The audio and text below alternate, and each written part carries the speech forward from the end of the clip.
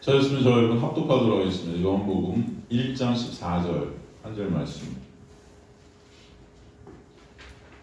찾았으면 함께 합독하도록 하겠습니다. 시작. 말씀이 육신이 되어 우리 가운데 거하시매 우리가 그 영광을 보니 아버지의 독생자의 영광이요 은혜와 진리가 충만하더라. 아멘. 하나님 감사합니다.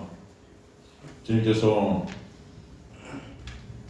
거룩하신 당신께서 이 땅에 육신의 몸을 입고 그 오신 그 놀라운 그 은혜와 그 사랑을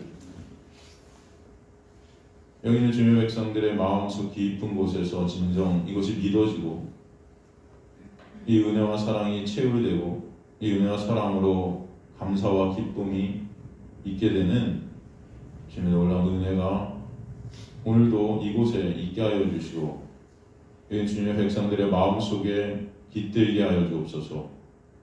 2000원 종을 가리시고 말씀을 통해 주님만 드러나는 그 주님의 놀라운 영광이 드러나는 이 시간 될 수 있도록 또 역사하여 주옵소서. 감사드립니다. 예수 그리스도의 이름으로 기도드리옵나이다. 아멘. 오늘 이 말씀 여러분 뭐 다 아시는 말씀이 제가 하도 설교 중에 이 말씀 많이 여러분과 나눈 말씀이기 때문에 뭐 굳이 이 말씀을 뭐 여러분이 이해 못하시지 않겠다 하는 생각이 듭니다. 말씀이 육신이 되어 우리가 넘어가신 우리가 그 영광을 보니 아버지 독생자의 영광이요 은혜와 진리가 충만했다.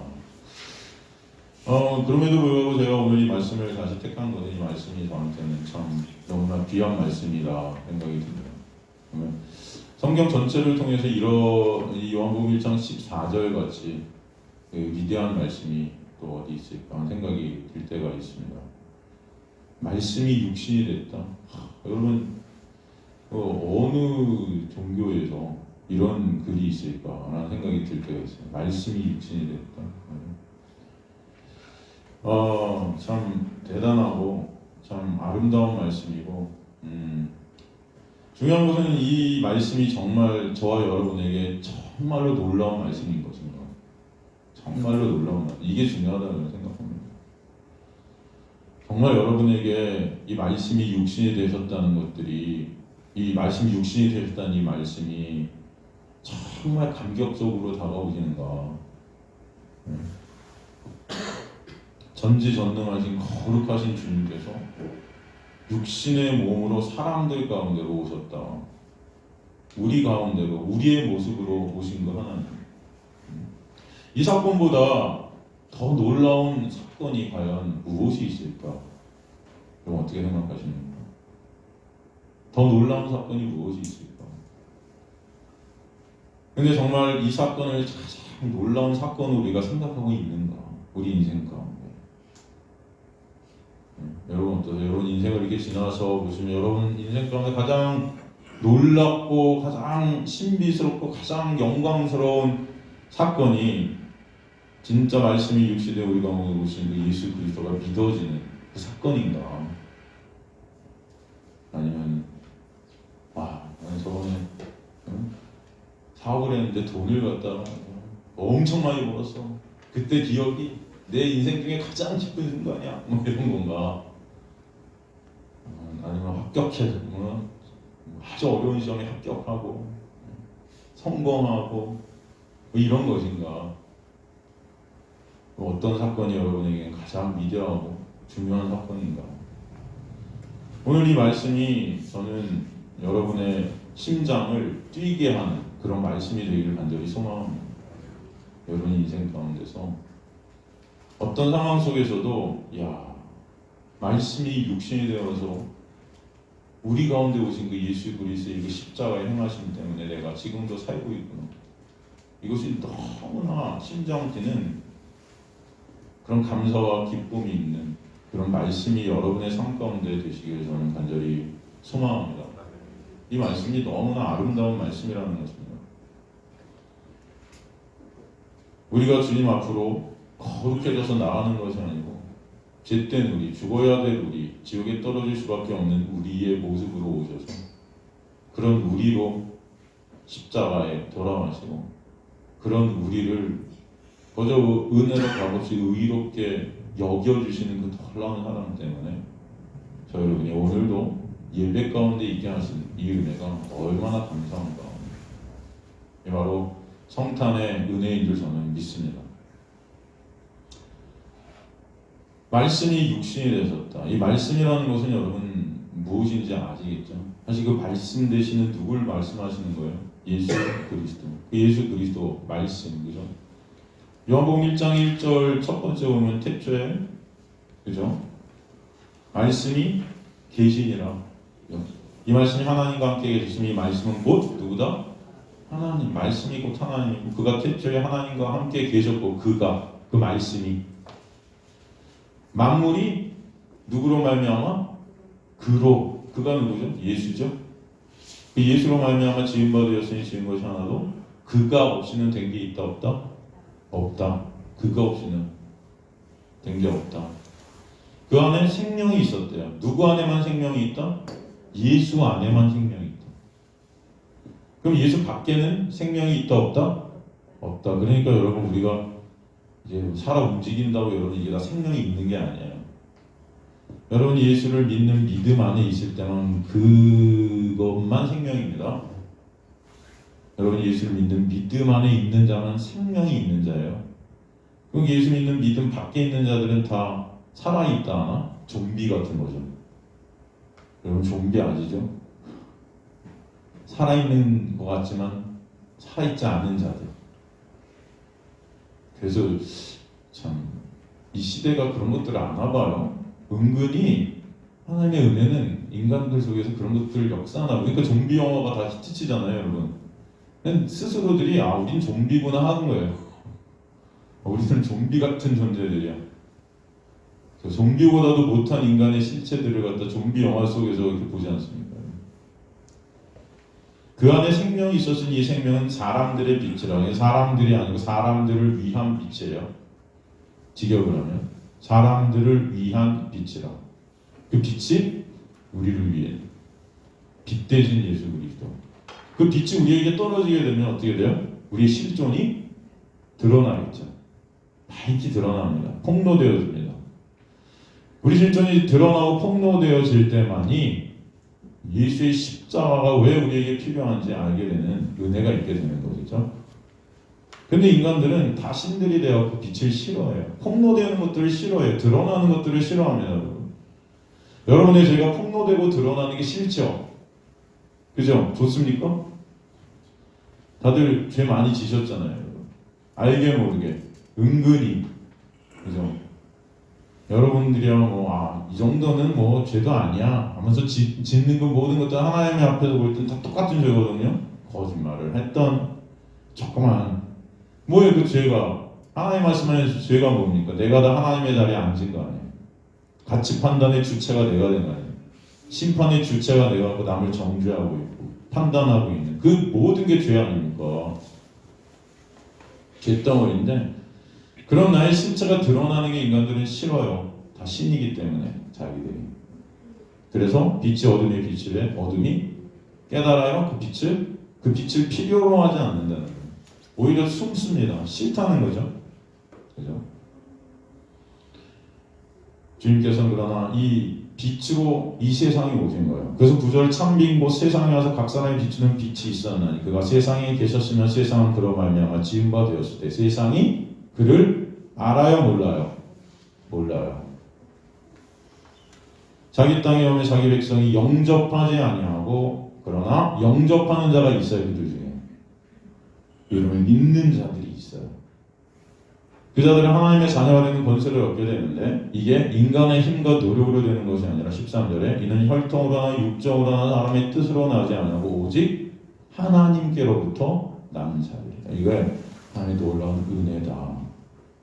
왜 이런 일들을 우리에게 보여주셨나? 하나님의 놀라운 은혜가 뭔지를 알게 해 주시려고. 창세전에 택한 하나님의 백성들을 이 어둠 가운데 넘기셔서 진정 그 빛 대신 은혜가 뭔지를 보게 하시려고. 그 다음에 나오는 말씀이 육신이 되어 우리 가운데 거하신 우리가 그 영광을 보니 아버지의 독생자의 영광이고 그 영광이 뭐요? 은혜와 진리더라. 그것을 깨닫게 하시는 거예요. 그 말씀 대신 예수 그리스도께서 육신이 됐어요. 여기서 육신이라는 단어가 사르스거든요. 사르스. 이것은 고깃덩어리입니다. 사실은 고깃덩어리인 인간의 몸을 가리키는 거예요. 고깃덩어리, 혈과 육을 지닌 인간의 몸, 부패하고 더러운 인간의 연약한 육신을 가리키는 게 사르스예요. 이게 사실은 사람이란 말이잖아요, 여러분. 그죠? 말씀이 육신이 돼요. 아니 좀 고상하게 성경인데 그래도 성경인데 말씀이 사람이 돼요. 이러면 얼마나 좋습니까? 근데 왜 하필 육신이라는 단어를 썼을까요? 네? 왜 하필 육신이라는 단어를 쓸까요? 사람이 말씀이 돼요 하면 좋잖아요. 말씀이 사람이 돼요. 근데 말씀 거기까지 하나님이 육신이 돼요. 이 썩어 문드러질 고깃덩어리 같은 사람이 됐다. 이게 당시 사실은 영지주의 사상 때문에 이런 단어를 갖다가 성령의 감동으로 사도 요한이 썼어요. 이 영지주의 사상이 뭔지 아십니까? 당시 영지주의 사상이라는 것은 거룩하신 하나님, 그 예수가 사람이 됨을 왜곡하는 거예요. 부인하는 것입니다. 그래서 사도 요한은 예수가 완전한 인간 되심을 강조하기 위해서 사람이나 인간이라는 단어보다는 육신이 되었다 하고 아주 이것을 그냥 강조해버린 거예요. 우리 같은 그런 고깃덩어리, 진짜 육을 가진 육. 되게 강한 표현이죠. 여러분, 그래갖고 이 사도 요한은 이 요한복음하고 또 뭘 썼죠? 요한 1, 2, 3설 썼잖아요. 요한 1서 같은 경우도 그래서 그 영지주의를 갖다가 강하게 반박하는 그런 글들이 굉장히 많이 드러나고 있는 것입니다. 우리가 그의 영광을 보니 이 본다는 아테이사메사라는 것은 눈으로 똑바로 직시해서 계속 뚫어지게 보았다. 뚫어지게.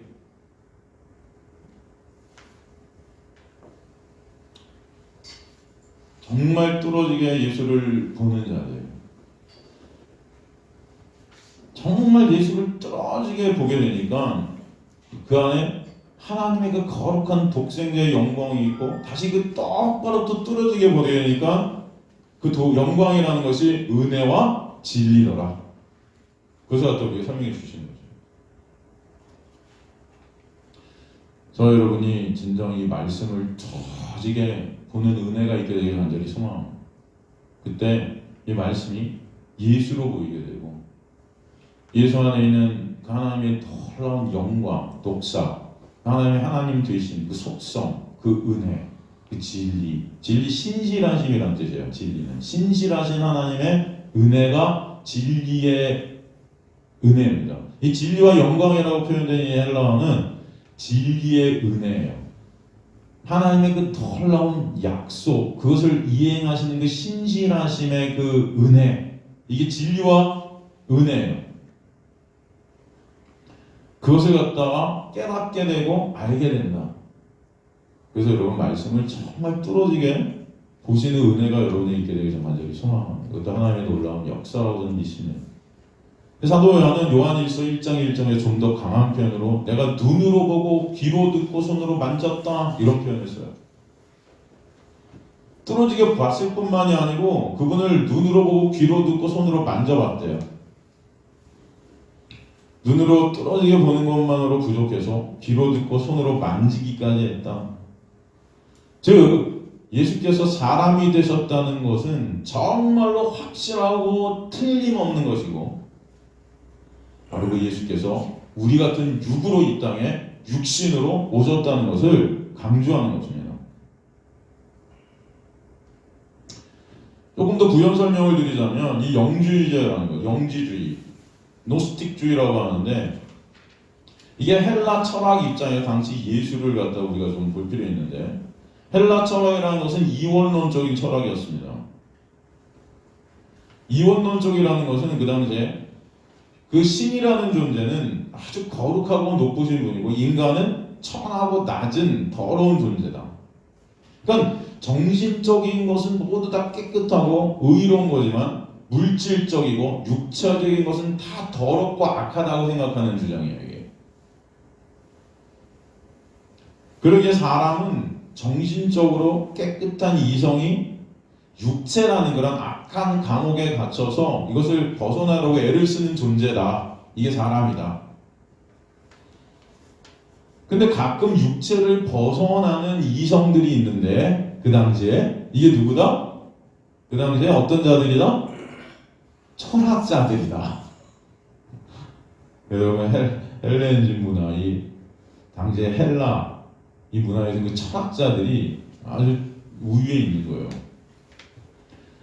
이 헬라 철학은 그래서 눈으로 보고 손으로 만지는 것은 다 어떻다? 악하다. 다 악하다. 이 물질적인 세계 다 악하다고 생각하는 점에서 어떻게 보면 불교 사상과 많이 닮았어요. 많이 통하고 있는 거예요. 여하튼 그런 사상을 가진 자들의 입장에서는 거룩하신 하나님이 육의 몸을 입고 오셨다는 것이 말이 안 된다. 이해가 되십니까, 여러분?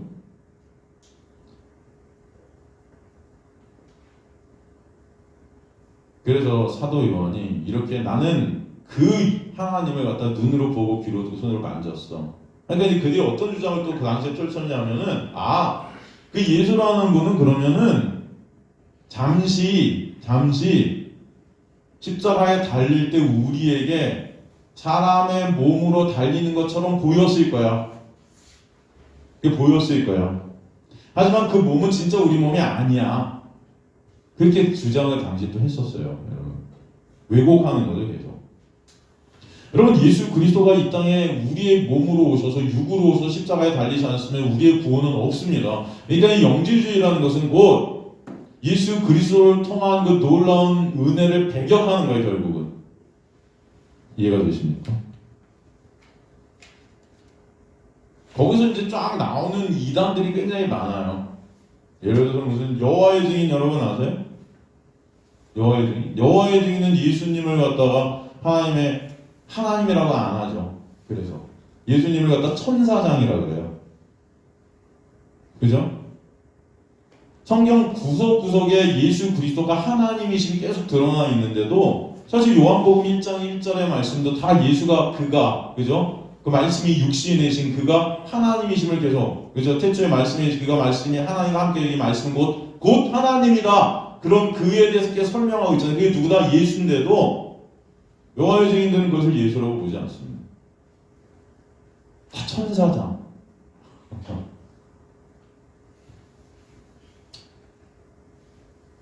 제자들은 3년 동안 헛개비와 동고동락을 한 거죠. 이런 식으로 보면 헛개비.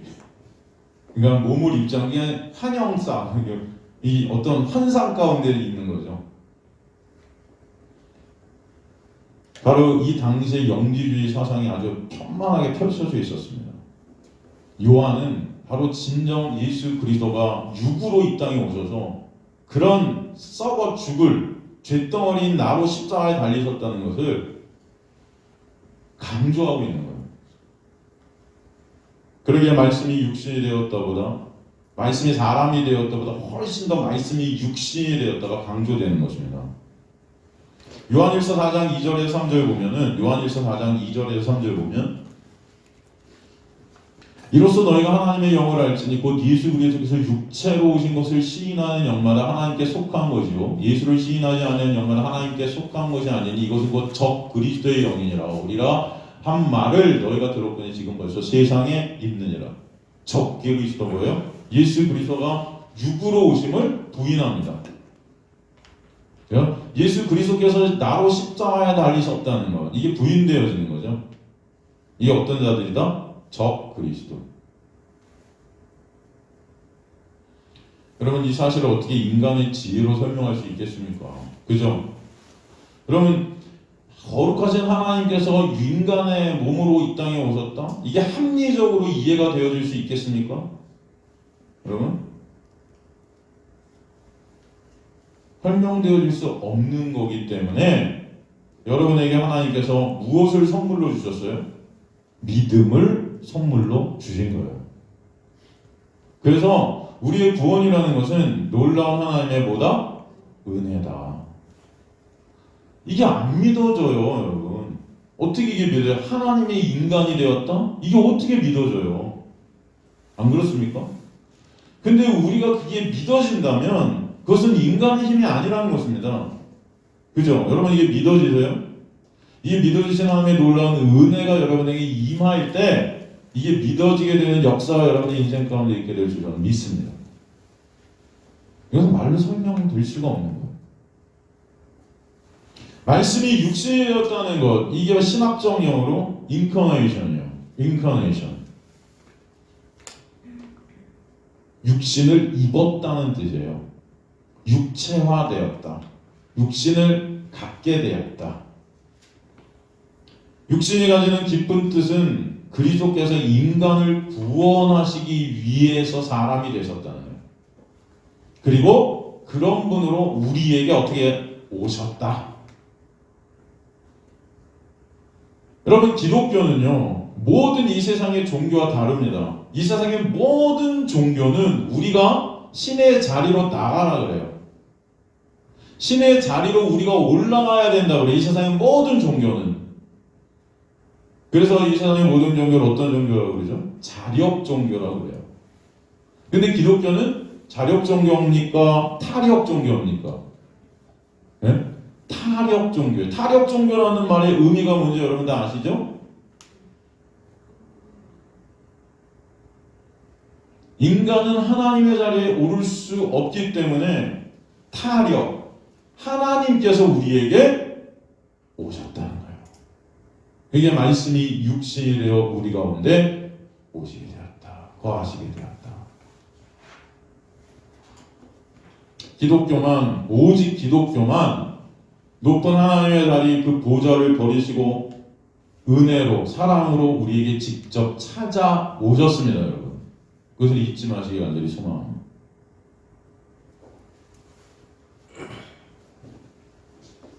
육신으로 우리에게 오신 이유는 예수께서 우리의 대표가 되어주시고 대신이 되어주셔서 율법을 다 지키시고 우리가 받을 죄의 형벌을 다 받아내신 것을, 그래서 십자가에서 그 모든 것들을 행하셨기 때문입니다. 하나님은 죽으실 수 없죠. 하나님은 고난받으실 이유가 없어요. 그리고 하나님은 인간을 대표하실 수도 없으세요. 그리고 만일 예수께서 하나님의 모습으로 그냥 이 땅에 오셨다면 우리 죄인들은 그분을 보자마자 딱 죽었어야 됩니다. 그래서 육신의 모습으로 오신 거예요, 여러분. 육을 입고 오신 거예요. 예수님이 이 땅에 우리와 똑같은 육신을 입고 오셔서 첫 번째 아담, 첫째 아담이 실패했던 것들을 다 회복시키시는 놀라운 은혜를 베풀어 주신 것입니다. 그래서 로마서에 보면 그 예수를 둘째 아담이라고 해요. 에덴에서의 그 유혹, 그죠? 보암직스럽고 먹음직스럽고 한 그 선악과의 유혹을 갖다 예수께서 광야 40일 시험 가운데 사탄마귀가 동일한 시험을 보이죠. 예수께서 찾아와서 그것을 갖다 다 어떻게 해요? 말씀으로 다 회복시켜버린 거예요. 그것을 왜 우리에게 보여주시냐면 그 예수의 그 놀라운 역사 때문에 우리는 거저 값없이 은혜를 그 안에서 예수 때문에 회복된 자들이 될 것이다 라는 것을 우리에게 보여주신 사건이 바로 그 광야 40일 후에 사탄 마귀와의 싸움입니다. 주님께서는 그 모든 것들을 말씀으로 이기시죠. 우리는 그것들을 이길 수 없는 존재들이 지금도 우리는 보암직스럽고 먹음직스러운 선악과를 매순간 따먹으면서 사는 그런 자들 아닙니까? 그럼에도 불구하고 주님은 그 모든 것들을 다 이겨내시고 다 지불해 주셔서 그런 예수를 믿는 믿음 안에서 우리가 그 모든 것들을 이긴 자 되게 하신 거예요. 그래서 요한계시록 보면 저와 여러분을 승리한 자, 이긴 자라 하는 것입니다. 매 순간순간 쓰러지는 우리의 모습들이 있지만 예수 때문에 거저가 없이 은혜로 이긴 자 되게 해 주신 것이죠. 그 일을 행하시기 위해서 말씀이 육신이 되셨다는 것입니다.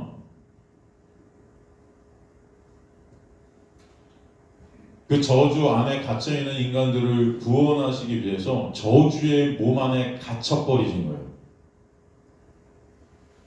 말씀이 육신이 되어 우리 가운데 거하셨다 그랬죠. 이 거하셨다는 단어가 굉장히 중요한 단어라고 여러분 많이 제가 말씀드렸습니다. 스케노. 이게 뭐죠? 장막을 치다, 텐트를 치다. 장막. 그러니까 이걸 직역하면 말씀이 육신이 되어 우리 가운데 장막을 쳐주셨다. 이게 직역이에요. 장막을 쳐주셨어요. 여러분 이 장막, 이 회막이라고 하는데 이게 구약에서 뭐죠? 성막이죠. 성막. 그죠? 이 성막은 뭡니까? 구약에서 하나님의 임재 거룩한 장소였습니다. 뭐다? 하나님 임재 거룩한 장소. 왜 말씀이 예수 그리스도가 사람들 가운데 거하셨다는 것을 회막을 치고 장막을 쳤다라고 표현한 것일까요? 왜?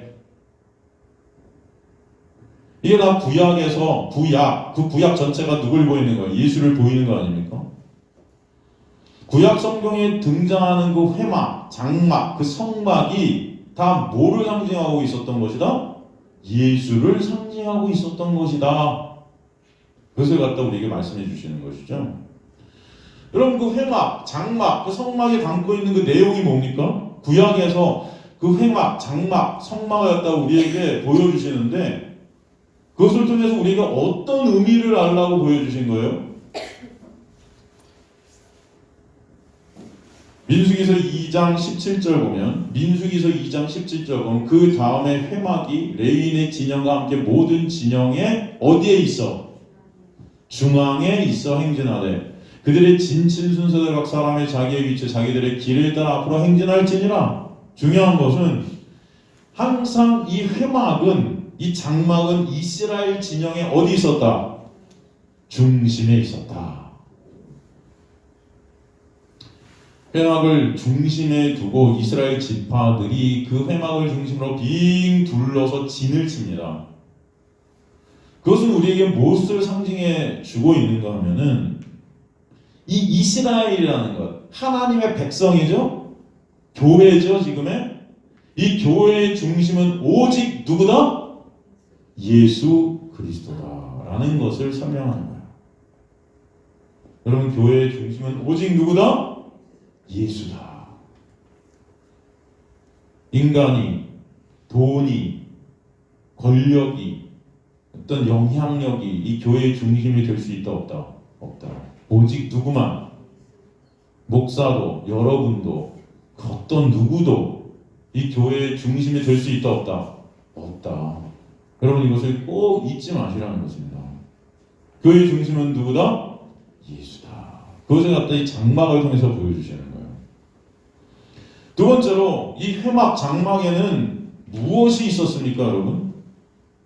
이 회막 장막에 있었던 가장 중요한 것이 있어요. 이게 뭐죠? 예? 바로 모세의 율법이에요. 율법. 그 말은 바로 그 예수께서 이 모든 율법의 완성자다. 주님성 자체가 그 율법을 완성하시는 것이다.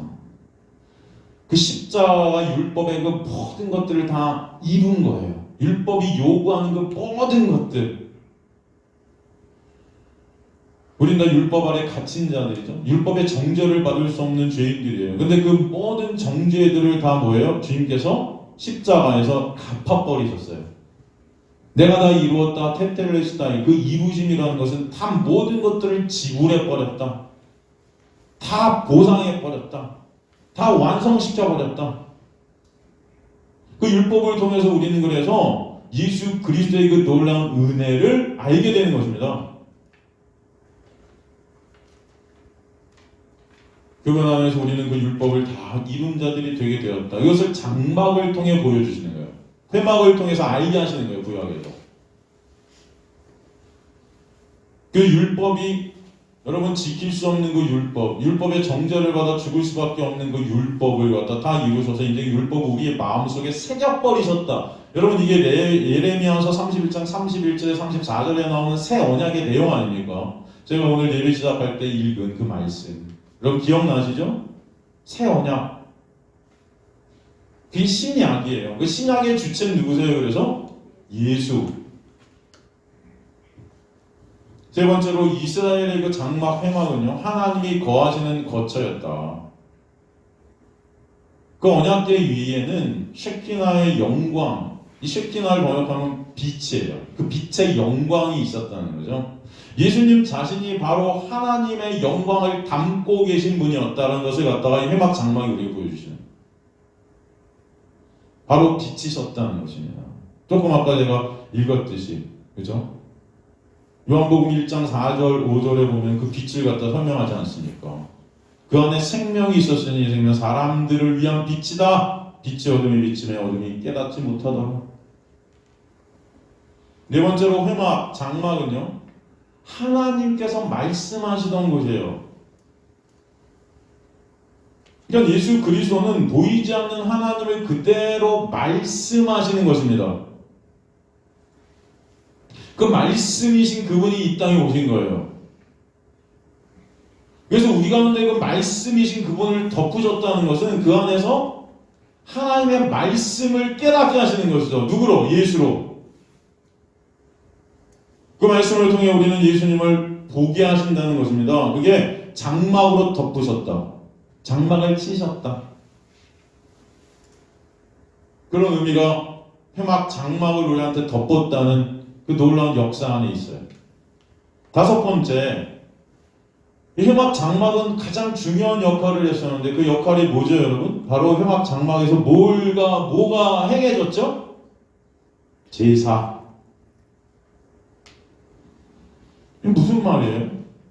예수께서 그 자신이 바로 제사장으로, 또 그 자신이 바로 제물로 하나님 앞에 제사 드려지기 위해 이 땅에 오신 것이다. 여러분, 그 제사를 갖다 왜 드렸습니까? 구약에서 인간의 죄 때문에, 그죠? 인간의 죄를 대신해서 동물들을 잡은 거 아니에요. 근데 그 모든 죄를 질 때마다 모든 동물들이 잡히고 아침 상번제로 아침 저녁으로 제사가 행해지고 그 모든 것들을 히브리서에 보면 단번에 영원히 예수 그리스도가 다 십자가에서 처리하셨다.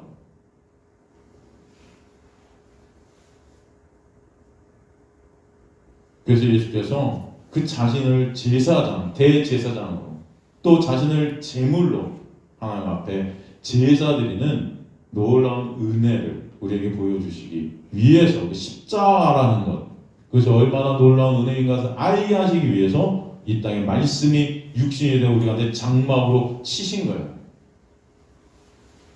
히브리서 9장 22절 보면은 율법에 따라 거의 모든 물건이 피로써 정결하게 되나니 피 흘림이 없은즉 뭐가 없다? 사함이 없다. 바로 이 생명을 말하는 것입니다. 오직 예수의 피 흘림, 그 예수 안에만 생명이 있다. 레위기서 17장 11절도 보면요, 레위기서 17장 11절도 보면 육체의 생명은 피에 있습니다. 내가 이 피를 너에게 주어 제단에 뿌려 너희의 생명을 위하여 속죄하게 하였나니 생명이 피에 있으므로 피가 죄를 속하느니라. 이게 하나님의 약속이에요. 그 약속대로 예수를 갖다 주기서 그 피로 말미암아 우리에게 생명을 거저가 없이 은혜로 주셨다는 것입니다. 예수 그리스도는 이스라엘 진영 가운데 있던 장막의 원형이세요. 그런데 그 예수라는 장막은 이제 구약에서 보여주는 그 장막과는 비교가 불가하죠. 비교가 안 돼요. 광야에서의 그 주님은 단지 인간의 어떤 거처 안에 계셨습니다. 근데 이제는 그 주님이 장막으로 우리 가운데 치셔서 우리 안에 거하시고 또 우리가 그 안에 거하게 하시는 놀라운 역사가 있게 하신 거예요, 여러분. 그리고 여러분, 성령께서 임하셨다. 여러분, 구약에서의 그 성령의 임하심, 구약에서 성령이 임하셨다는 말들이 많이 있는데 히브리 원어를 보면 그걸 영어로 번역하자면 쉬운 말로 구약에서의 성령이 임재할 때 임했다는 다 온이나, 영어의 온 아시죠? 전치사 온이나 뭐예요? with예요. with. 그런데 신약으로 와서 성령이 임하셨다는 것은 헬라어 원어를 보면 다 뭐냐면은 n이에요. 영어로 in. 이제 그 성령이 누구 안에 오시게 됐다? 우리 안에. 그 성령은 누구의 영이죠? 거룩하신 하나님, 예수를 증거하는 예수의 영이에요. 그죠? 그리스도의 영을 성령이라 하죠, 여러분. 제가 수요일도 말씀드렸지만 그 처소라는 것, 예수께서 이제 내가 너희 위해 처소를 준비하러 간다. 그 처소는 뭐예요? 바로 하나님과 우리가 함께 거하게 되는 그 장소. 너희가 성령의 전인 줄 알지 못하느냐? 너희가 교회되게 하시는, 성전되게 하시는 건 놀라운 은혜. 여러분이 거룩해서 성전이 아니고 누가 여러분 안에 계셔서 성전이 되시는 거예요? 예수가. 이해가 되십니까?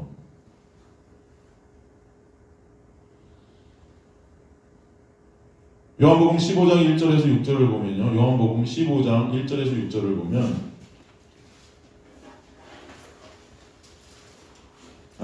여러분 속으로 그러실 수도 있겠다는 생각이 들어요. 성탄절은 좀 이렇게 재밌는 말씀 좀 해주시고 좀 빨리 설교를 끝내주시고 하시지. 또 오늘도 이렇게 성경을 깊이 이렇게 뒤지네.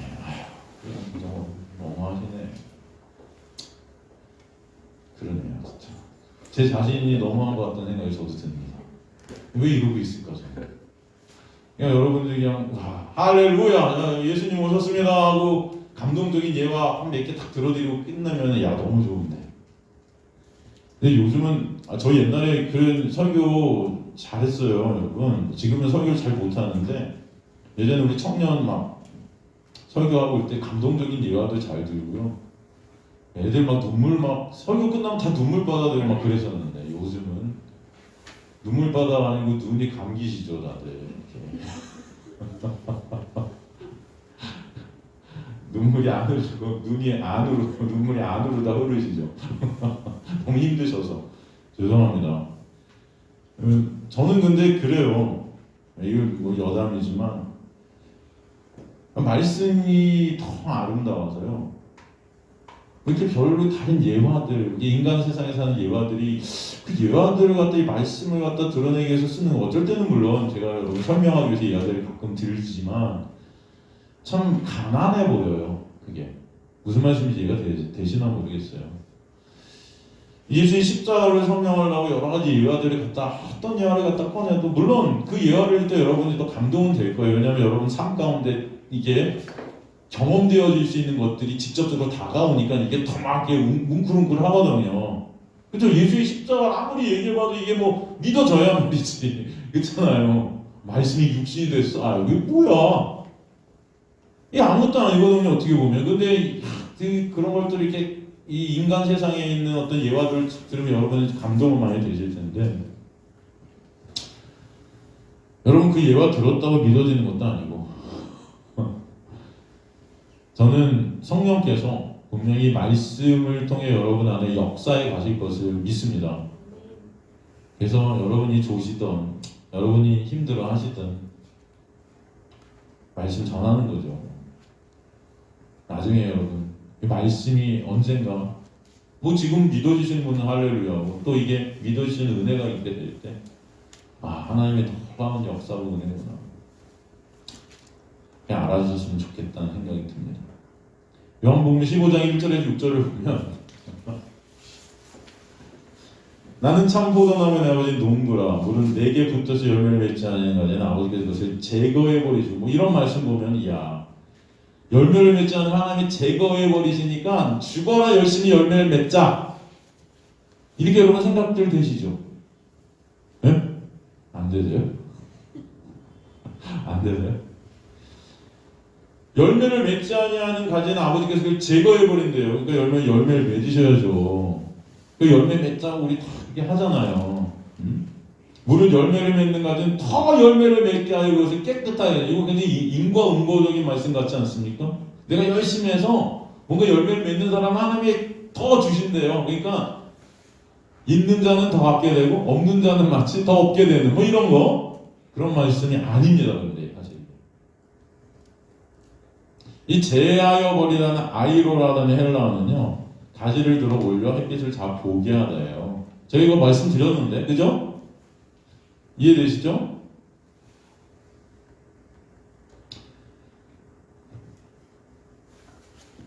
그러니까 이 단어들은 다 열매를 잘 맺게 하시기 위한 하나님의 놀라운 은혜라는 것을 설명해 주는 거예요. 번역이 조금 잘못된 부분들이 있어요, 개역개정들이.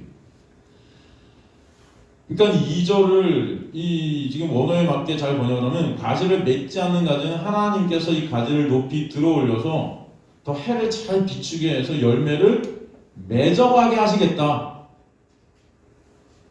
그리고 과실을 맺는 가지는 더 많은 과실을 맺게 하기 위해서 가지치기를 해주시는 것이다. 누가? 하나님께서. 그러므로 농부가 과실을 많이 맺지 못하는 가지를 잘라 없앤다는 것이 아니고 반대로 과실을 맺을 수 있도록 가지를 들어올려 주시는 그 놀라운 은혜. 그 하나님의 사랑에서 끊을 자가 있다 없다? 없다.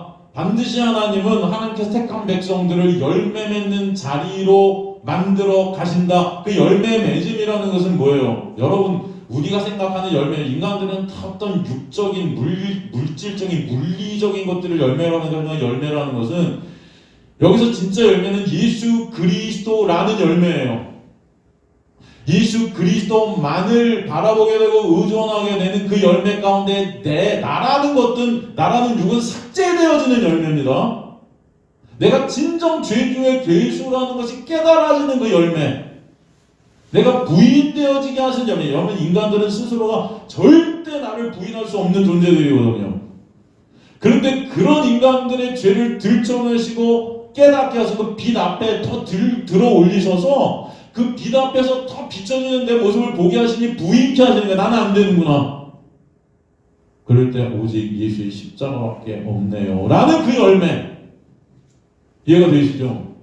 그게 여러분의 인생 가운데 하나님이 반드시 맺으시겠다는 창세전에 택한 하나님의 백성들에게서 나오게 되는 열매인 줄 아시기 바랍니다. 다른 게 아니고 열매 맺어주니까 무슨 내가 거룩한 착한 행위 하지 말라는 게 아니고, 여러분, 그 선한 일들 하지. 그 선한 일이랑 성경에 말하는 선한 일은 예수 믿는 거예요. 그 믿음만이 옳은 행실이라고 그랬어요. 계시록에 보면, 그죠? 그게 세마포 옷을 입은 거라고 그랬죠? 여러분 다 이해가 되실 줄 믿습니다. 그러니까 3절에 그러잖아요. 너희는 내가 일러준 말로 이미 깨끗하여 졌느니라. 이미 깨끗해졌는데 내가 열심히 뭐하면 더 열매를 이 말이 안 되잖아요, 여러분. 이게 성경이 해석이 안 되는 거예요, 이게. 내 안에 거라 나도 너희 안에 거라. 가지가 포도나무에 붙어있지 않으면 스스로 열매를 맺을 수 없대잖아요. 스스로 있대요, 없대요? 없는데 2절같이 내가 열심히 열매 안 맺으면 하나님이 제거해버리신다, 이 말이 되냐고요, 이게. 그죠? 안 그렇습니까? 저는 그래갖고 이런 성경을 읽을 때마다 이해가 안 됐어요. 여러분 이해가 되셨어요? 이게 말이 안 되잖아요. 그러니까 보세요. 성경은 다 은혜 설명하고 있어요. 내 안에 있지 않으면은 맺어질 수가 없는 거예요. 왜? 열매는 누가 맺으시는 거기 때문에. 하나님께서 맺으시는 거예요, 여러분. 내가 부인되어지고 예수 그리스도만을 바라보게 되는 그 말씀이 육신이 되셔서 그분만을 바라보게 되는 그 놀라운 은혜는 누가 맺으시는 거다? 하나님이.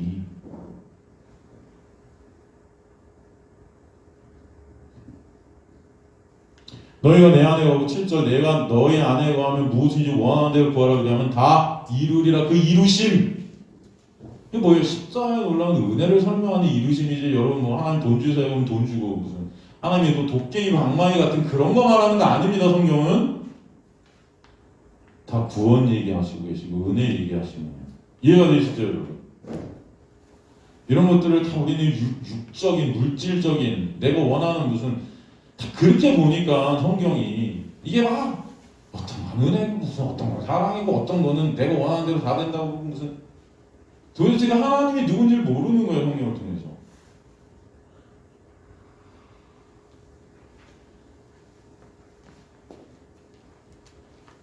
주님께서는 그렇게 우리 안에 오신 것입니다. 그래서 우리가 주님 안에 거하게 하시는 거예요. 그러니까 이 구약의 장막과는 비교도 안 되는 이제 우리 안에서 함께 역사해 가시는 놀라운 연합이 있게 하신 거예요. 십자가를 통해서. 그죠? 그래서 예수 그리스도가 말씀과 육신이 하나 되신 그분 안에서 우리는 그 말씀을 다 이룬 자들 되게 되는 거죠. 그게 바로 예레미야 31장 31절에 34절 아니겠습니까, 여러분? 우린 그 말씀을 지킬 수 있다, 없다? 없다. 지킬 수 없는 우리에게 이제 말씀이 되신 그분께서 들어오셔서 말씀을 지킨 어떤 대상이 됐을 때 우리는 그걸 지킬 수 없어 다 정죄 속에 갇히게 되었는데 그 지킬 수 없는 그 말씀이 내 안에 새겨져 버려서 다 지킨 자들이 되게 하셨다. 에? 이게 복음인 거예요. 이해가 되시죠? 그래서 31장, 예레미야 31장 31절 34절 보면 그게 없구나. 아까 제가 말씀드렸듯이 그래도 한번 읽고 갈까? 예레미야서 31장 31절에 34절 보면 여호와의 말씀이라 보라 나리니 내가 이스라엘 집과 유다 집에 새 언약을 맺으리라. 이 언약은 내가 그들의 조상들의 손을 잡고 애굽 땅에서 인도하여 내던 날에 맺은 것과 같지 아니할 것은 그게 구약이잖아요. 내가 그들의 남편이 되었어도 그들이 내 언약을 깨뜨렸음이라. 남편 옆에서 그들이 끌고 가는데도 안 끌고 가시는 게 인간들이라고요, 여러분. 이해가 되세요? 인간들은 안 돼요. 그러니까 여러분 인간들은 그냥 안 되는 종자들이에요. 네? 강아지만도 못한다니까요, 여러분. 강아지만도 안 돼요. 인터넷 보니까 그 이효리 씨라는 분이 강아지 얘기를 하는 것 같은데 그 강아지가 숨을 거둔 것 같아요. 그러니까 그런 말을 썼더니 철부지에게 조금의 사랑을 알려준 제 이름이 순심인가? 순심이한테 고맙다고 그러더라고요. 여러분 강아지보다도 못해요, 인간들은. 안 믿어지시겠죠? 어떻게 목사님 강아지랑 저희를 비교하시게 돼요? 제가 한 말이 아니고요. 제가 좋아하는 그 미국 목사님 제임스 보이스 돌아가신 목사님께서 그런 말씀을 하셨어요. 옛날에 설교 중에 그랬지만 그분이 설교 단상에서 여러분 인간들은 개만도 못한 존재들입니다. 개와 인간을 비교하지 마십시오. 그때 어떤 분이 막 손들고 막 난리쳤대요. 어떻게 목사님 개와 인간을 비교하지 말라는 그런 인간을 갖다가 그렇게 저주하는 말씀을 하셔야 했더니 그분이 눈을 감고 생각하시면 죄송합니다. 개랑 인간을 비교한 것이 개한테 너무 죄송한 그런 말씀이었어요. 쟤들한테 너무 미안하네요. 라는 말씀입니다. 그래서 그만큼 여러분 인간들은요 안 돼요. 안 돼요. 하나님이 여러분 남편이 돼서 여러분을 끌고 왔는데도 안 끌려가요. 인간들은 내가 신이 되었고 내가 하나님이 되어갖고 아시겠습니까? 좀 여러분의 실존을 보시라고요. 그러나 그날 후에 내가 이스라엘 집과 맺을 언약은 이래. 그러니까 하나님께서 직접 끌고 가셔도 안 된다는 그 실존을 보게 하셔서 하나님은 바꿔버리시는 거예요. 그걸 통해서 이제 새 언약으로 하시는 거 뭐예요? 내가 이제는 나의 법을 그들의 속에 두며 여러분이 원든 원치 않든 예수 그리스도가 뚫고 오셔서 말씀이 육신이 된 그분이 여러분 안에 거하시게 되는 것 자체가 뭐예요? 그 속에 여러분의 법, 하나님의 법을 두시는 거예요. 그들의 마음에 어떻게 하면 기록해버린다. 나는 그래서 그들의 하나님이 되고 그들은 내 백성이 되게 할 거야. 니네가 원든 원치 않든. 그들은 다시는 각기 이웃과 형제를 가르쳐 이르기를 너는 여호와를 알라 하지 아니하라. 이는 작은 자부터 큰 자까지 다 나를 알기 때문이다. 아는 것이 뭐예요? 영생이라고 그러잖아요. 내가 그들의 악행을 사하고 다시는 그 죄를 기억하지 않는 거예요, 여러분. 누구 안에서? 예수 안에서. 이게 새 언약이에요. 예수가 그래서 새 언약의 본체세요. 그렇죠? 그래서 우리는 예수께 감사할 수밖에 없어요. 말씀이 육신이 되신 그분이 아니면 안 되는 존재들이 우리인 것을 알게 하시는 것입니다. 오늘 이 성탄절 우리가 진짜 봐야 될 것은 그 은혜예요. 그냥 세상 사람들은 여러분 이런 거 믿습니까? 말씀이 육신이 되어 이 땅에 오셨다? 그거 믿지 않아요. 그냥 크리스마스 되면 노니까. 선물 주면 좋으니까. 아싸. 그냥. 하루 쉰다, 이게 놓은다, 무슨 축제인데, 여러분 이게 축제가 아니에요. 여러분 예수는 이 땅에 오셔서 그것도 동물 먹이통으로서 동물인 우리들의 먹잇감이 되신 거예요. 내 살, 내 피를 갖다 먹고 마시지 않으면 영생은 있다 없다? 없다. 우리에게 그 살과 피를 주시기 위해서, 찢어지기 위해서 십자가의 그 모든 것들을 다 행하시기 위해서 오신, 어떻게 보면은 죄송한 날이에요. 그쵸? 감사하지만 면목 없는 날 아닙니까?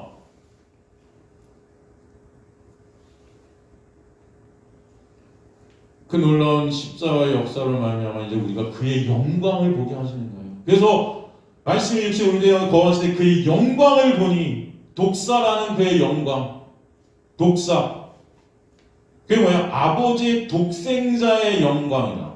독사. 이 구약에서의 영광이라는 말은 하나님의 임재의 그 놀라운 찬란함을 표현하는 하나님의 임재를 입증하는 데 사용한 게 이 단어인데, 이것을 봤다는 거죠.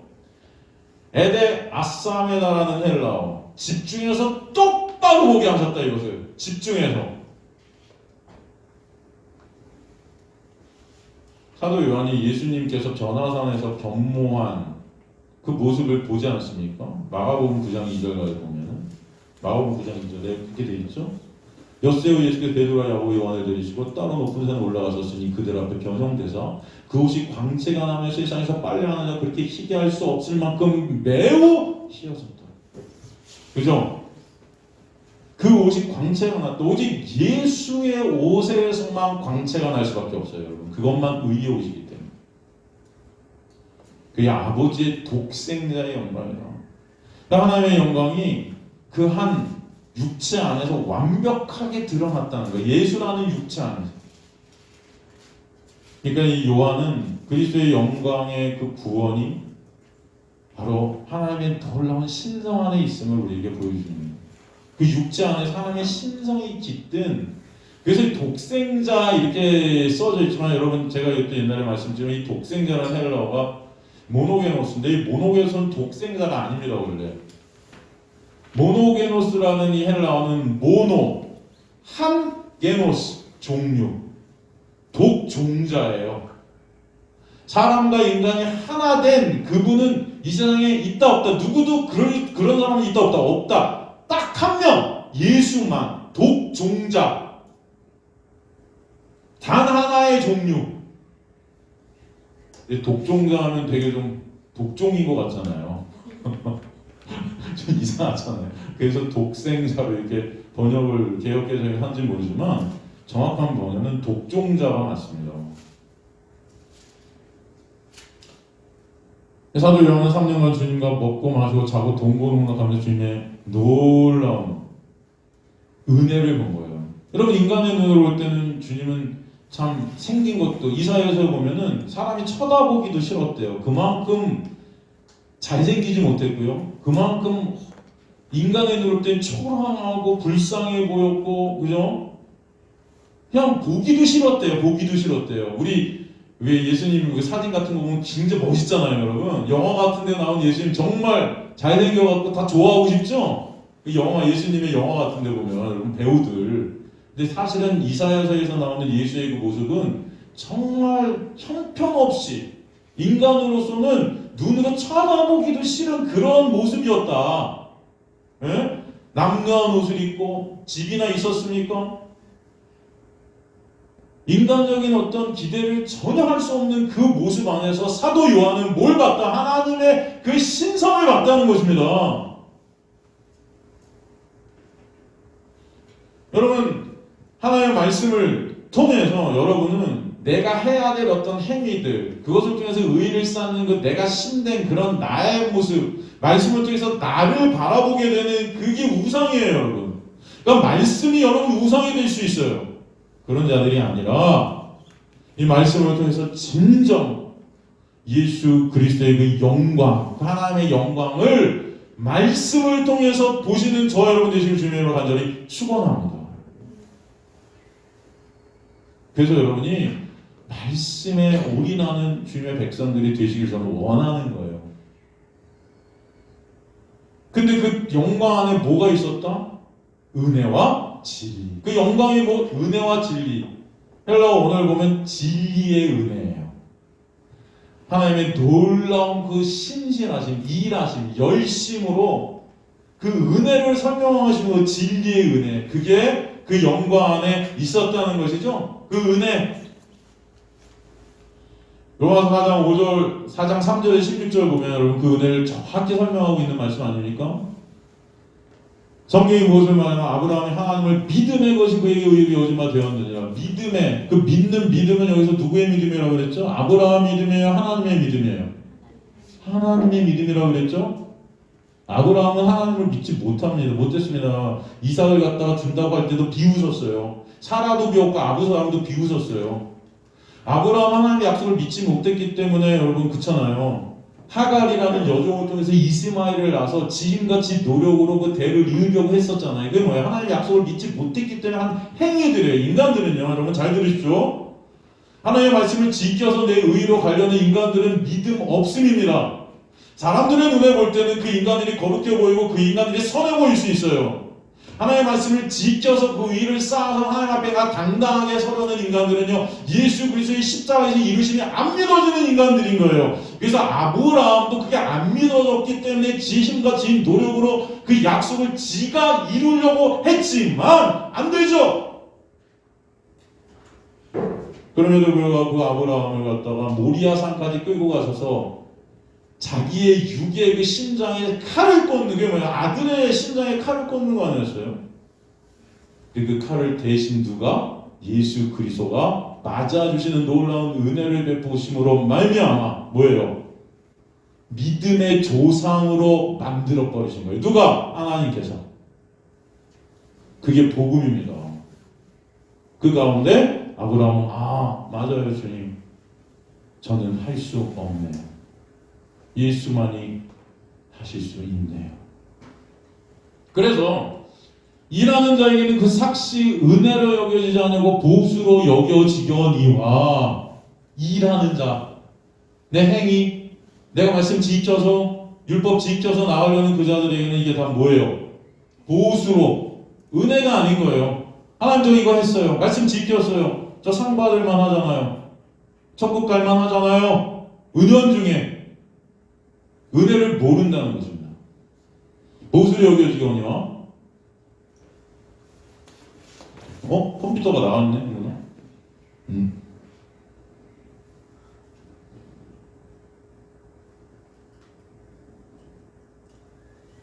이를 아니할지라도 경건하지 아니한 자를 의롭다 하시는 이를 믿는 자에게는 그의 믿음을 의로 여기시나니. 이게 무슨 말씀인지 이해가 되시죠? 경건하지 아니한 자를 의롭게 여기시는 그 놀라운 은혜가 믿어지는 자가 의인이에요, 여러분.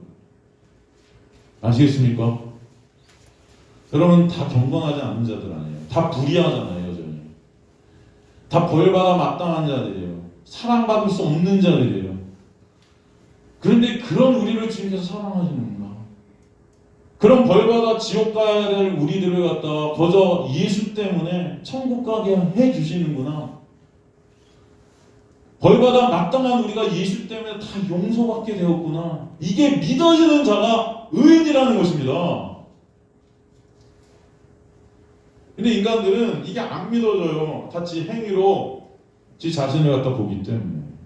근데 하나님의 놀라운 은혜가 임한 자들은 그런 나의 실체를 정확하게 보이고 나는 절대로 말씀 지킬 수 없는 자구나가 깨달아졌을 때 그럼 나를 거저가 없이 은혜로 구원하신 예수의 은혜가 너무나 감사한 자가 되는 것입니다. 우리는 여태까지 여러분 살면서 그런 생각하셨을 거예요. 이 구원이라는 것은 열심히 내가 노력하고 열심히 내가 성을 쌓아서 이 선한 사람을 위한 것이 구원이구나. 그렇게 은연중에 여러분 생각하셨을 거예요. 안 그래요? 네? 그게 세상이고 그게 율법이고 그게 인과응보고 권선징악이에요. 우리 자신이 훌륭해야 하나님께서 상 주시겠구나 라고 여기면서 살았을 거예요. 그래서 엄청 여러분 스스로 훌륭해지려고 했을 거예요. 내가 가치 없는 존재이므로 하나님의 은혜와 사랑을 누릴 수 없다고 생각했을 거예요. 그래서 가치 있는 나로 만들고자 여기 와서 열심히 여러분 교회 안에서 노력했을 거예요. 착한 일도 해보고 청나기도 하나님의 말씀도 지켜보려고 싸워보고 해서 하나님 앞에서 가치 있어 보이고 그런 가치 있는 나를 하나님 구원해 주시겠구나. 그죠? 그게 율법이죠. 그러나 하나님은 그렇지 않습니다. 여러분. 우리는 뭘 해도 죄만 생산해내는 불의한 자들임을 알게 하시는 게 말씀이에요. 그런 우리를 거룩하신 하나님께서 예수 때문에 그냥 너는 의로 하고 여겨버리셨다. 이게 믿어지는 놀라운 성탄절의 은혜가 여러분이 있게 되길 간절히 소망합니다.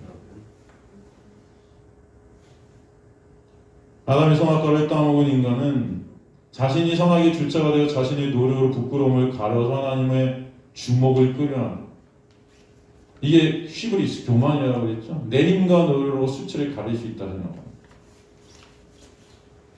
근데 하나님은 우리 안에 그 어떤 선도 없다는 것으로 아세요. 그래서 의인은 없나니 하나도 없다. 우리는 다 뭐예요? 죄인이다. 우리의 의, 여러분 이사야서에 보면 그러잖아요.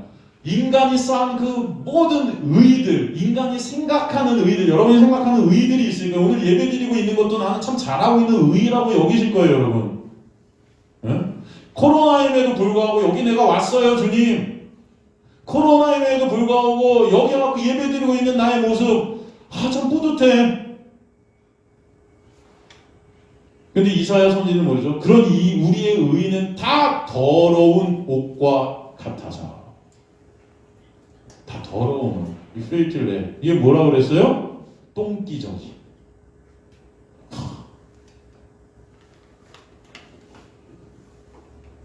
여러분, 예수 그리스도께서는 이 땅에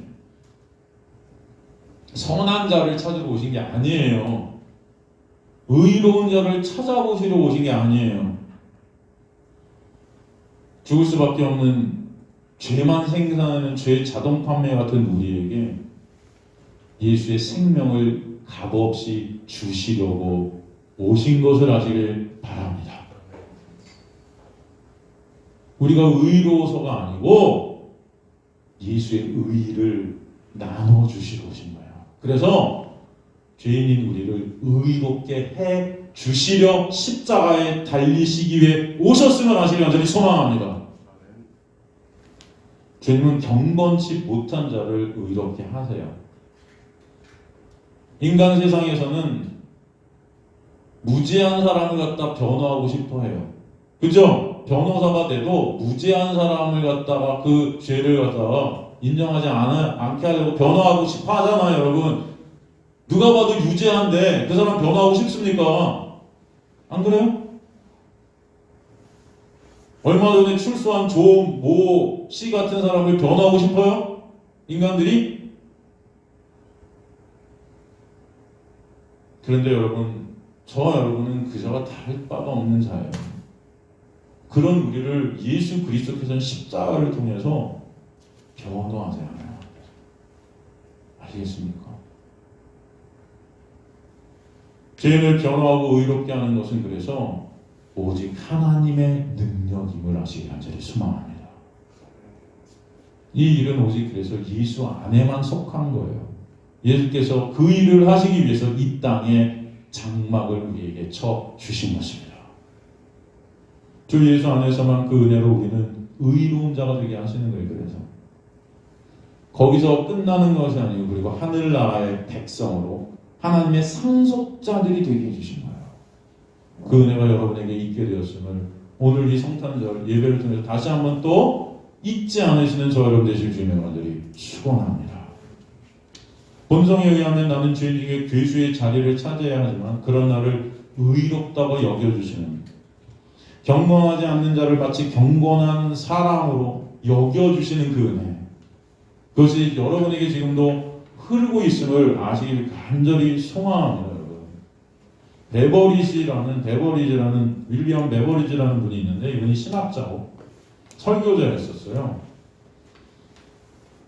여러분, 이분이 이런 시를 써서, 시도 아니고 기도문도 아니고 뭐 하여튼간 어디서 설교 중에서 이런 말을 하는지 모르겠는데 여러분 한번 들어보세요. 이분이 이런 말을 했어요.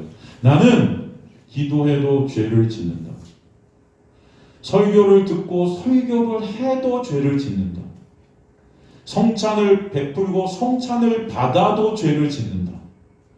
죄를 고백하고 또 고백하고 고백해도 부끄러운 고백이 또 잇따르는 나를 본다. 나는 뉘우치는 것을 뉘우쳐야 하고 눈물을 씻어야 함에도 계속 죄를 짓는다. 그리고 내가 씻은 눈물은 예수의 피가 아니면 안 되는 것을 알게 된다. 여러분, 우리는 구원받기 전에도 하나님의 놀라운 은혜로 구원받게 되었고, 구원받은 이후에도 그 하나님의 놀라운 은혜가 아니면 매 순간 존재할 수 없는 자임을 아시길 간절히 소망합니다. 네? 그 사도 바울이 로마서 7장 15절에서 끝까지 글을 쓴 거 아니겠습니까? 이것만 한번 읽고 제가 오늘 말씀을 끝내도록 하겠습니다. 내가 행하는 것을 내가 알지 못하노니 곧 내가 원하는 것을 행하지 아니하고 도리어 미워하는 것을 행함이라. 만일 내가 원하지 아니하는 것을 행하면 내가 이것을 율법이 선한 것을 시인하노니 이제는 그것을 행하는 자가 내가 아는 내 속에 가는 죄니라. 여전히 구원받은 이후에도 내 속에 죄가 그 나를 원치 않는 죄만 생산해내는 자로 끌고 간다는 거예요. 내 속 곧 내 육신에 선한 것이 거한대요 거하지 아니하는 줄을 아노니 원함은 내게 있으나 선을 행하는 것이 있다 없다? 없다. 여기서 선이라는 것은 뭐예요? 예수 그리스도만을 바라고 예수 그리스도만을 의존해야 되는데 여전히 내 의, 내 행위 그것들 바라보고 있는 나를 보는 거예요.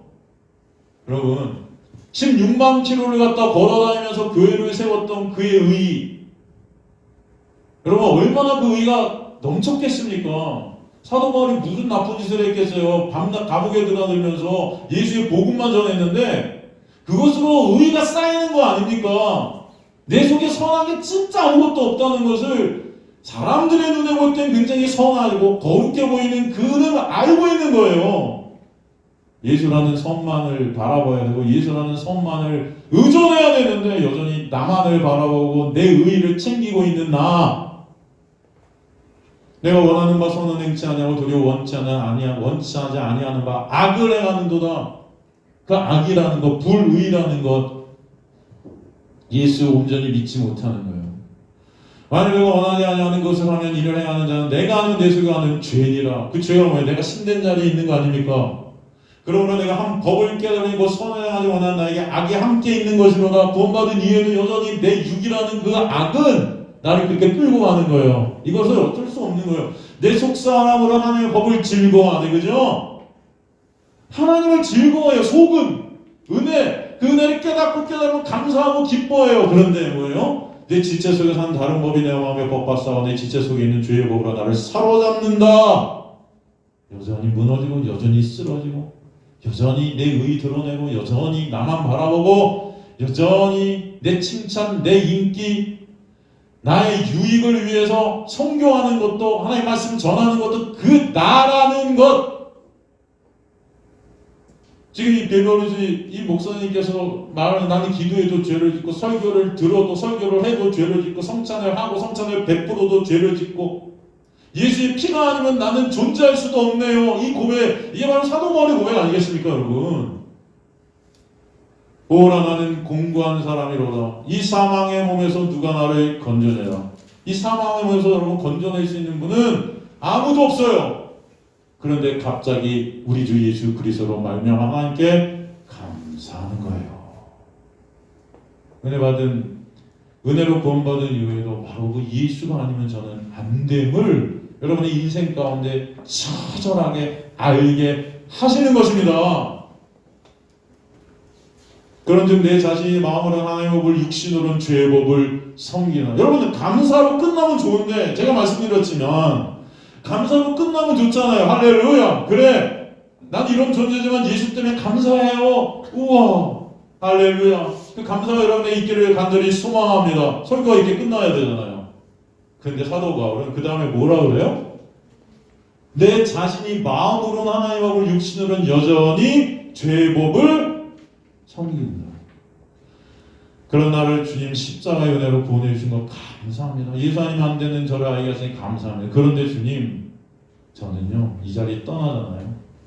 또 죄 가운데로 들어가는 저를 보내요. 네? 그게 우리라는 거예요. 전 근데 가장 은혜 받는 말씀이 이 말씀이에요. 그런즉 내 자신이 마음을 하나님 몸 육신은 죄의 법을 섬기노라. 이게 왜 은혜예요, 여러분? 죄의 법을 섬긴다는 게 왜 은혜입니까?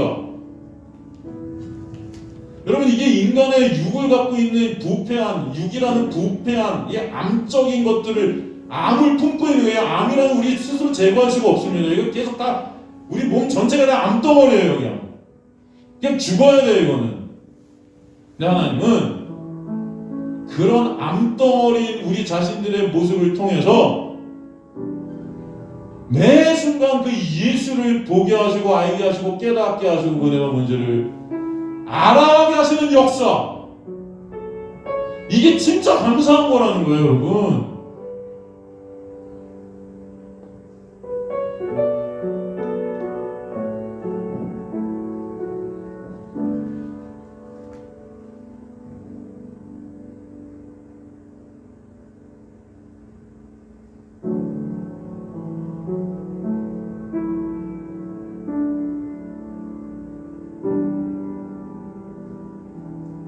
그저께인가 어저께는 제 강아지한테 제가 물렸습니다. 그래서 여기 빵꾸가 4군데가 났는데 손에 이렇게 벗었어요. 근데 걔가 저를 무는 순간 제가 걔를 때렸어요. 저도 모르게 팍 쳤는데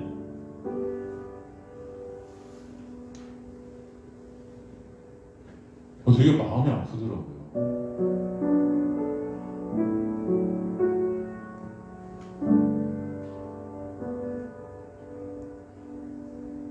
근데 그 이후에 1분인가 2분이 지났는데 이 녀석이 꼬리를 흔들면서 또 저한테 와요.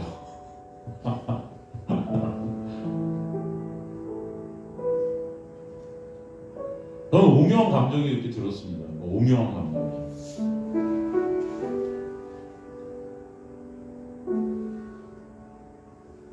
사실 저는 이 개보다도 못하구나.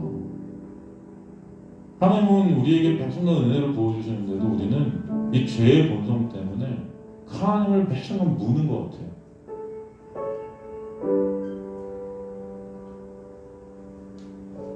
그리고 그 죄책감으로 하나님을 바라보지 않고 자꾸 나만을 바라보고 있는 우리 모습들이 있는데, 이 강아지는 그게 지가 했는데도 또 꼬리 흔들면서 나한테 와요. 그냥 그런 것 같아요. 아빠, 저는 그런 존재인 거 아빠 아시잖아요. 제가 그 당시 그렇게 아빠를 부른 거, 제 본능이 그런 거 어쩔 수 없어요. 그런데 저는 아빠가 아니면 안 돼요. 꼬리 흔들면서 또 와요.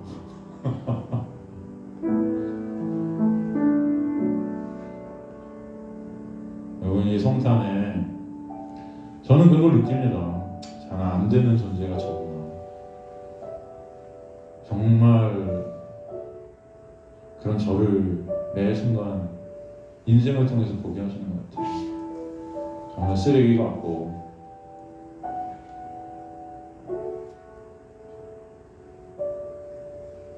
죄책감에 쪄들어 있는 그런 저희 모습들. 그래서 하나님 앞에 그 죄책감으로 우리가 못 나가죠. 강아지들처럼 또 아빠, 전 아빠밖에 없어요 하고 꼬리 흔들면서 나가야 되는데 내 행위로, 내 것으로 예수를 바라보지 못하는 그런 매 순간 죄만 생산하는 그런 저를 또 보게 됩니다. 그럼에도 주님은 또 제가 못 나가니까 찾아오셔서 오늘도 또 끌고 가시는 거예요. 여러분이 하나님 앞에 꼬리 흔들면서 뻔뻔하게 못 나가니까 하나님이 또 오셔서 괜찮아, 다시 한번 가자 하고 또 끌고 가시는 거죠.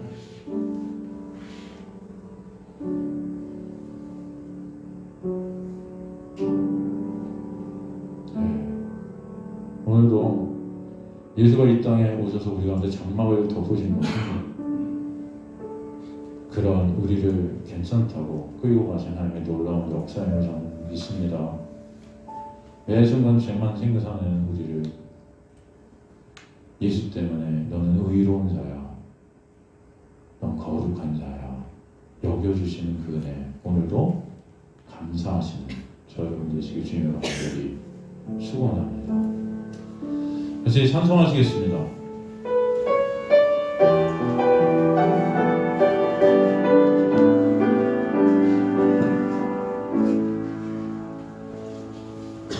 나를 지으시니라 하나님,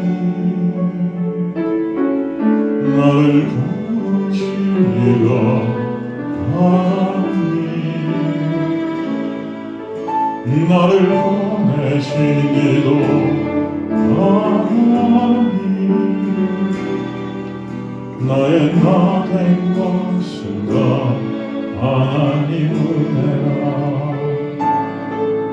나의 달려갈 길 다가도 나의 마지막 걸음 다하도록 나도 그 십자가 붙게 하시니 나의 나 된 것은 다 하나님 은혜라. 달려온 그날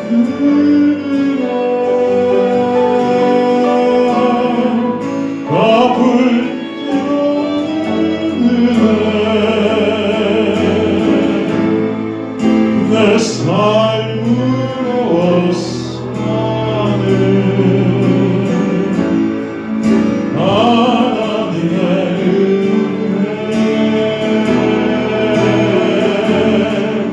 나 주저없이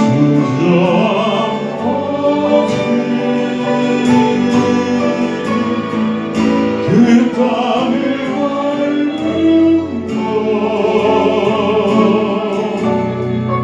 나를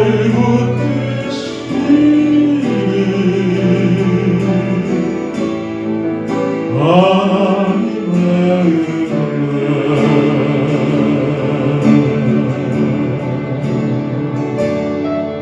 나를 지으시니라 하나님,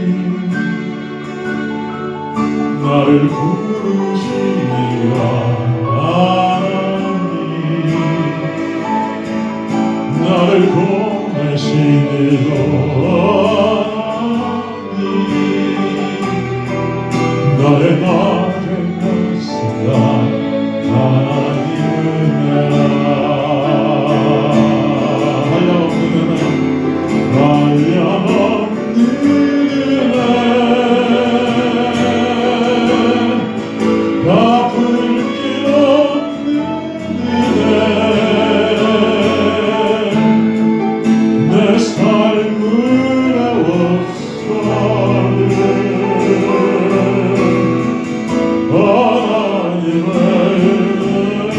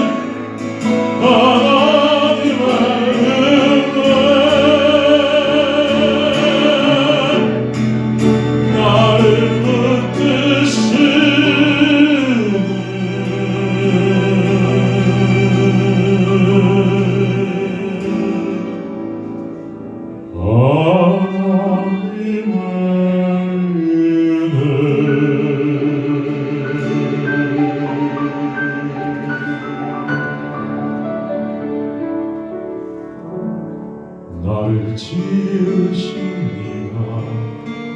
하나님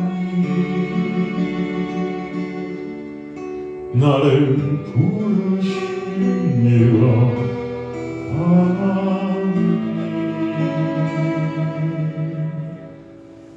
나를 보내시니로.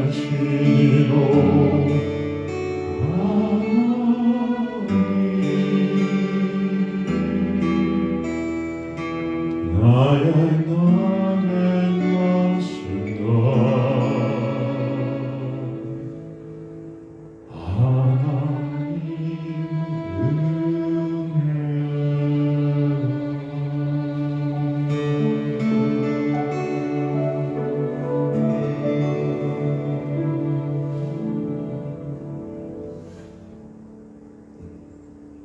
하나님 감사합니다. 예수 그리스도를 통해서 마련해 주신 그 놀라운 구원의 그 역사, 진정 저희는 나의 나된 것이 하나님의 은혜임을 고백할 수밖에 없음을 주님 앞에 고백드립니다. 우리는 주님의 백성들이 이 어둠의 인생 가운데 진정 은혜의 빛 가운데로 그 은혜가 얼마나 감사하고 놀라운지 깨닫고 알아가는, 그래서 예수만이 찬송되시고 우리의 만족되시고 기쁨 되시게 되는 귀한 역사가 이들의 인생 가운데 있게 하실 줄 믿습니다. 감사드립니다. 주님, 이 땅에 오셔서 우리에게 장막으로 덮어주신 예수의 놀라운 역사, 그 은혜를 진심으로 찬송합니다. 예수 그리스도의 이름으로 기도드려옵나이다.